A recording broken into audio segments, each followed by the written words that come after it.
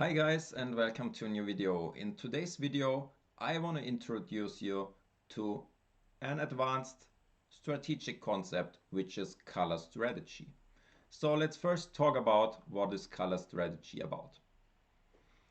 Well, in chess each piece has a certain tendency to work on one or another color. The most obvious one is probably the bishop. If a bishop is going on the light squares, it's always going on the light squares. So I value this as a 100% light square piece. Let's have a look at another piece, a knight. A knight is either standing on a light square, hitting dark squares only, or it is standing on a dark square, hitting light squares only.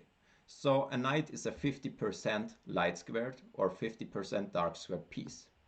With queens and rooks, they are usually attacking both colors at the same time, while the queen is having a tendency to control more squares of one color because it's controlling squares on diagonals as well. Rooks are usually like evenly split between light and dark squares.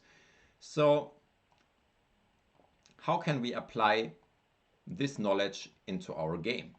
Usually we don't have another amount of rooks or queens or anything on the board, but in minor pieces we usually have differences. So sometimes we have a bishop for a knight, sometimes we have two bishops for two knights.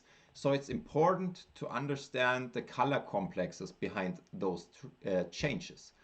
So how do I count color domination in a chess game?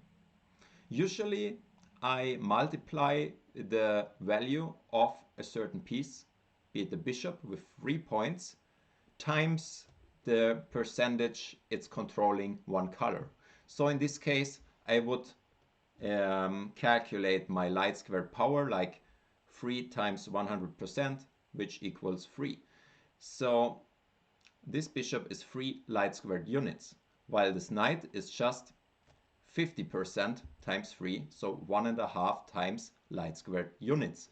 So once we trade this bishop for this knight, we give more light squared units than we gain, but we gain more dark squared units than we give, because the knight is also 50%, so 3 times 50%, so 1.5 dark squared units.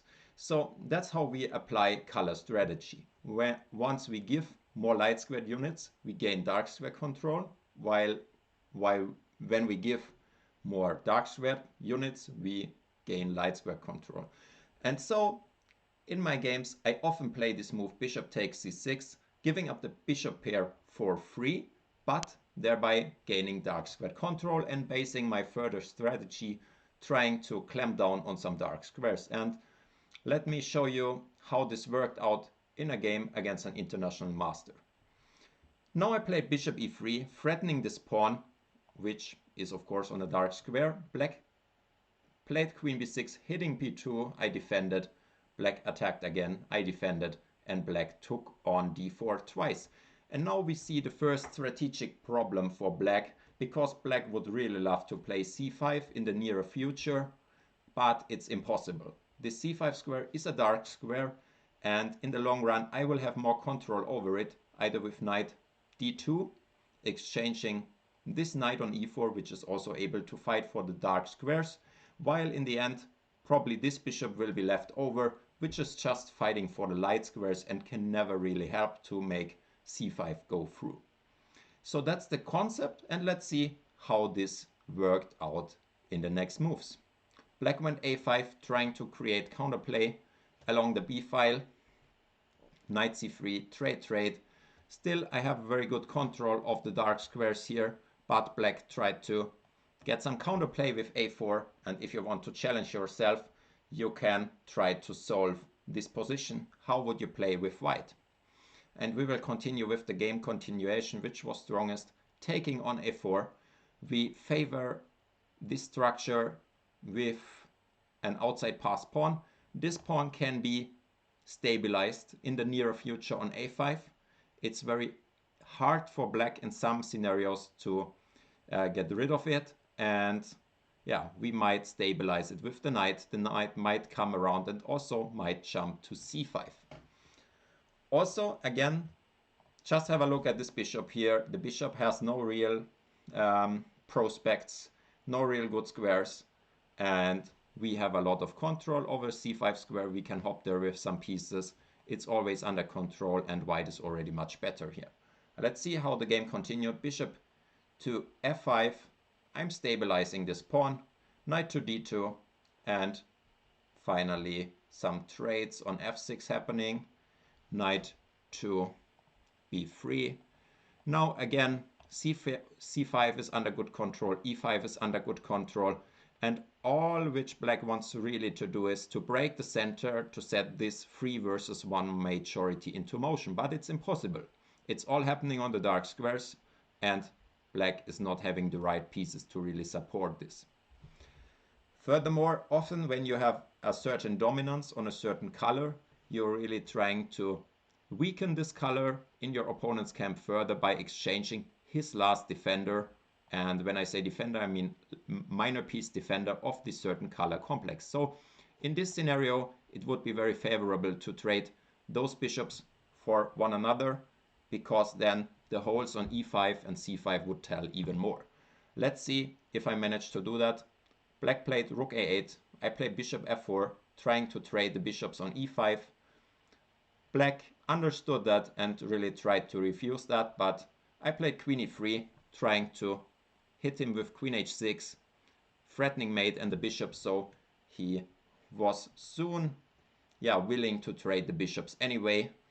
I did not trade immediately for some minor details, but then traded, and again black can never make this 3 versus 1 majority work. Meanwhile, I can try to push this pawn, try to win this pawn, or even try to win the e7 pawn. So white has many prospects here, and the main factor is anyway the control over the dark squares. Black is having no counterplay whatsoever, and I managed to improve my position slowly but steadily, and finally went for the queen trade because it was winning by force. The bishop is running out of squares, and now I took the c6 pawn, and now there are too many threats incoming. One of them is something like pushing b6, b7 anyway, and then pinning the bishop, winning the game. The game went rook f6, and my opponent resigned after rook e8 because he cannot do anything about unpinning the rook and the bishop. So that's what color strategy is about. I hope I could give you some insights into that. If you are new to this concept, let me know in the comments below if you ever counted your light squared or dark squared influence on the board, like I did with multiplying the color vision by the value of a piece. So thanks for watching, and I hope to see you in the next one. Goodbye.